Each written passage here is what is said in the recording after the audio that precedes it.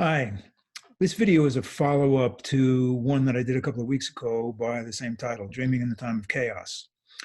It's going to be a bit different in the sense that I want to tie this talk to something that is happening in the world today. Actually, two events happening in the world today. One is the coronavirus, and the other is the political situation here in the United States.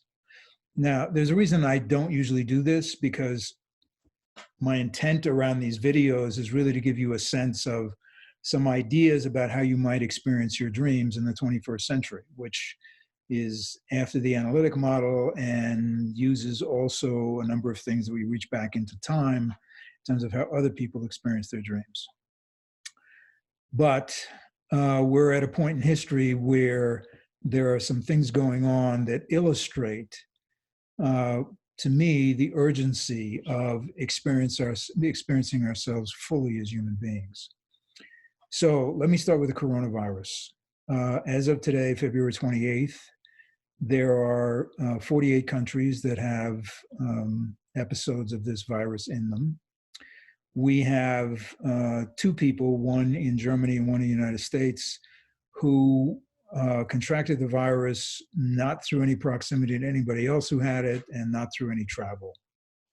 And we also have one person in Japan who had the virus, recovered from it, and now has it again. So I tell you these facts just to give you a sense that we don't really know what we're dealing with here, okay? We don't know.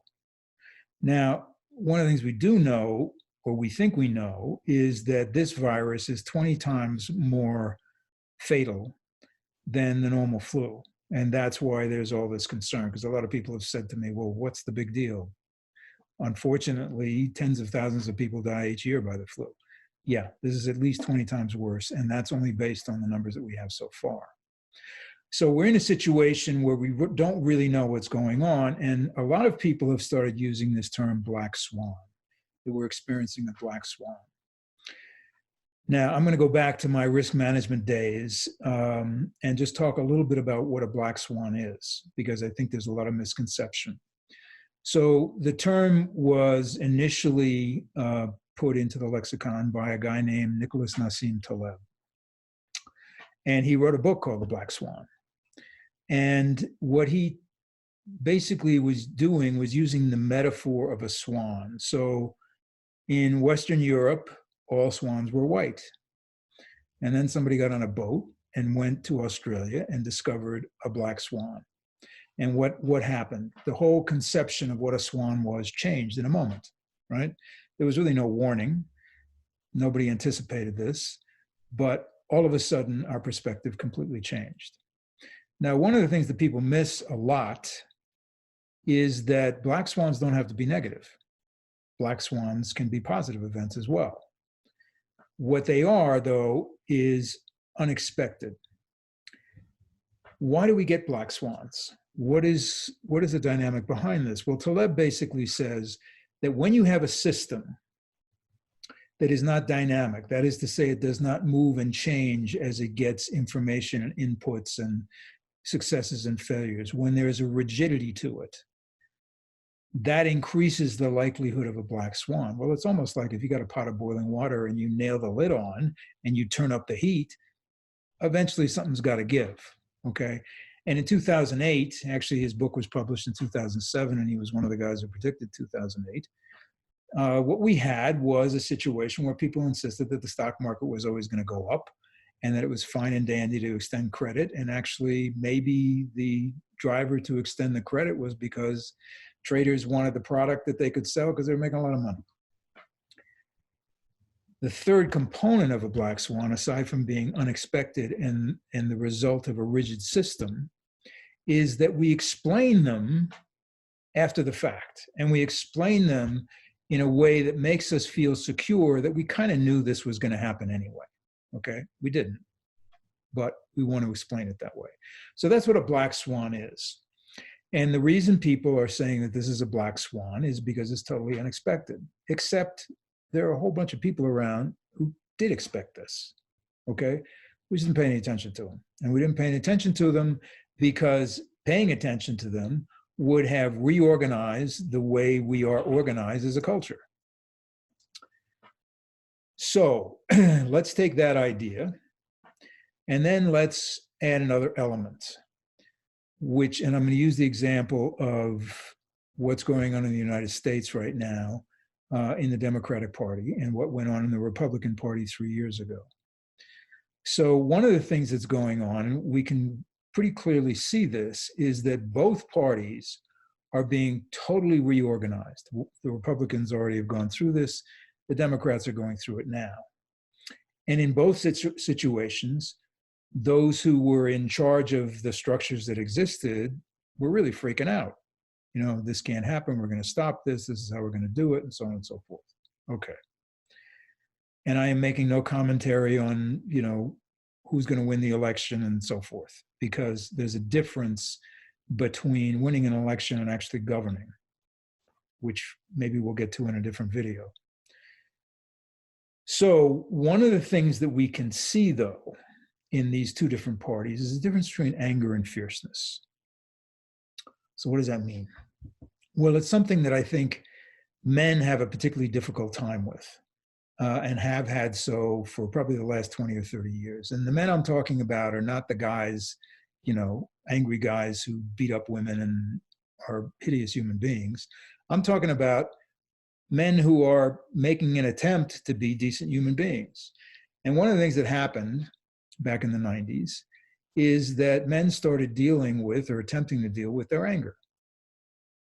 But they didn't distinguish between their anger and their fierceness. They conflated both of them and got rid of both of them. Well, what does that mean? That means that there is an aspect in each one of us that is fierce, that is who we are. The difference between the Republican Party, which basically picked up on the anger that a lot of people have in this country, that the government does not serve them, and they leveraged that. They went after that and identified it and stoked it and won the election because of it. And the identification was, I'm pissed off and I want to break everything. And maybe down the road, somehow we'll reorganize it in a way that works for me. What's going on in the Democratic Party is a bit different. What's going on in the Democratic Party is the invitation to stand up, the invitation to insist on your humanity. And it's not just singular, because in your fierceness, you are not selfish. In your fierceness, you understand that what you want is what any other human being wants. And so that's the power of that movement. And either one are virtually impossible to stop by sort of a rigid hierarchy in either party. So we live in a world right now where everything is literally in flux. And I use the word chaos advisedly in the sense that it is chaotic for us to understand. We can't quite get our arms around what is going on. And the more we try, the more people show up to try and explain to us, well, this is how it's working. This is what's going on. What I'm going to suggest to you is we don't know. We don't know what the coronavirus really is. And we don't really know what in the world is going on in our politics. We get hints, and these things will resolve. But in the moment, we don't know. So what do you do? Well, I'm going to go back to my risk management days for a minute. There is a view that exists that was created probably in the early 90s that still proliferates, which is that the way you manage risk is you figure out all the things that can go wrong. You make a big list, and then you watch to see if those things are going to go wrong. And son of a gun, they do. I'm not quite sure what the utility of all that is, but that's, you know, when you get down to nuts and bolts, that's what risk management is about. There's another way to manage risk, which is not the list of everything go wrong, but the list of what needs to go right. First of all, it's a shorter list, right? Second of all, in an organization, what do? You gather everybody in and you say, okay, this is what we're trying to accomplish. What needs to go right in your area, in your area, in your area, in your area? So now you got everybody in the tent, right? Or as Taleb would say, now you got everybody with skin in the game. It's the same thing in you, okay? What you want is far more powerful than what you don't want. What do we want? We want to stay healthy. We want the people we love to stay healthy. Okay, there's 4 or 5 things that we know about that we can do to stay healthy. Sleep, for God's sake. Get rest so your immune system isn't compromised. Wash your hands so you're not transmitting stuff through touch. If it comes to it, we'll wear face masks so we're not communicating whatever is in us to somebody else through our mouth or our nose. There's not a lot that we have to, create on an individual basis, okay? That's the difference between what needs to go right versus what could go wrong. So when people come to me, we start off on a 6-week program, package, whatever you want to call it. And yes, we get together once a week during those 6 weeks. But one of the things I do that may drive a lot of other people crazy because they think I'm crazy is I insist on some kind of communication back and forth in between sessions, because what we're doing is a bit fragile. It's the same kind of thing in terms of an emerging idea in politics. It's the same kind of thing in terms of understanding how to keep yourself as healthy as possible in the coronavirus, right? We kind of need to build on an idea that is going to come through your dreams. And that idea doesn't just happen once a week. By the end of the 6 weeks, in my experience, what almost always happens is somebody has an agenda.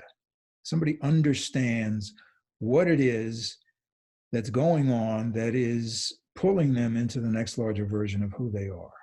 Now, they may not like that. They may not see it as possible. They may see it as in conflict with what the rest of is going on the rest of their life. But it's not me telling them. It's their dreams telling them. And then a choice is made. Do I want more? Do I want this? Or don't I? Okay. So why am I using these 2 examples in the culture? Because they are pressing us right now to understand who we are as human beings. How are we going to behave? How are we going to handle this situation? Are we going to operate in a container that says, look, we're all in this together. Nobody really knows how this is going to turn out. But if we go off by ourselves, all that's going to happen is we're going to get isolated and angry. And that's not going to work. The other thing that I always, I am encouraging you to do, probably more implicitly in this video than any other I've done, is to really experience yourself. We talk about this thing called dreams. It always sort of bothers me. Oh, yeah, that's the guy who works with dreams, as though, I'm working with your left foot or something. No, it's a part of your experience. And it's a very important part of your experience. I mean, you can look at scientists and musicians and all kinds of people through time who've been informed by their dreams. And that's crucial, because if we insist that we are going to, quote, figure this out, we're going to have all kinds of finger pointing, which we're going to have anyway. And we're going to make a colossal mess and a lot of mistakes, because thinking is about, I'm right and you're wrong. Okay? Being human is about, this is what my experience is. Let me understand what your experience is. And then we can probably come up with something that's more robust than either one of us could come up with. And that is really the challenge that we are faced with, not just in politics and not just in medicine, but in absolutely everything we are involved in our lives at this point in human history. So let me net it up here. Now is a time for you to be very focused on what it is you want rather than the whole list of things you don't want. And you could say to me, well, that's just semantics. Okay, maybe it's semantics. I want to be healthy versus I don't want to get sick. Say those two statements. Feel the energy. You'll understand that what you want, what you desire, is much more powerful than what you don't want. The other thing that's really important to understand is that what we can hang on to is not rigidity. What we can hang on to is being in that flexible, responsive state. Rigidity leads to some pretty bad outcomes. 2008 is a really great example. So we're going to have to be sort of flexible with our relationships with other people in terms of listening and understanding and honoring. And the third thing is we really need to pay attention to all of our experience, not just what we think. What we think is not going to get us out of or through this experience. It's who we are as humans. That's going to get us there. And that's why I work with dreams. And that's why I do an intensive program with people for 6 weeks, because that gets them tuned into who they are, all of who they are. So be safe, do the obvious stuff around the coronavirus, understand that regardless of where you are on the political spectrum, we are going through a time where you can't really predict and really understand how this whole thing is going to fold out. We don't know. You just got to stay present to it. So stay safe, and I'll talk to you soon.